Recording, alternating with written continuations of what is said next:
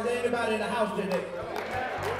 The only way that I can get through life is that has to be something that's bigger than my life. Well, my name is Theodore Deaver. I'm the second oldest of 5 children, born and raised here in Houston, Texas.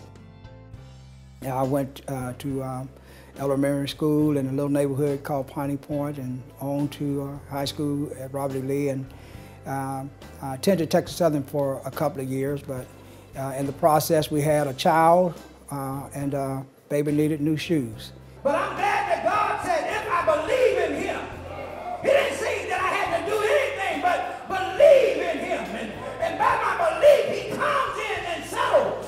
Really got saved in 1985, I think, during a service. The late Paul Jones was preaching a message over at Mount Moriah, and he made a beckoning call. Is there anybody here? I know there's someone here that I'm speaking to that the Lord has touched.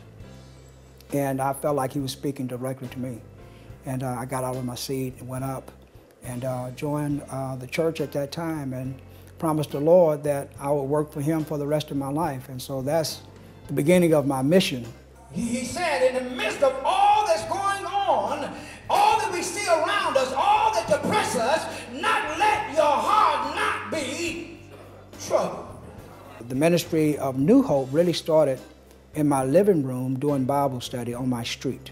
And so 12 of us got together and we decided to have a church. It was always in the vision of New Hope Baptist Church to have a school, the Whispering Hope Christian Academy. My heart is that we have Christian education to get our kids in an environment out of the secular educational world into a Christian educational world where we can control what they do and what they're being taught.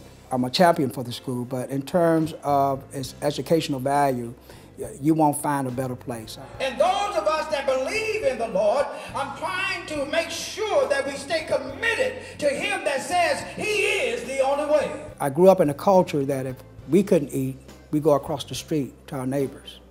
And if they didn't have, they came to our house to eat. And so it was ingrained in me to share what I had.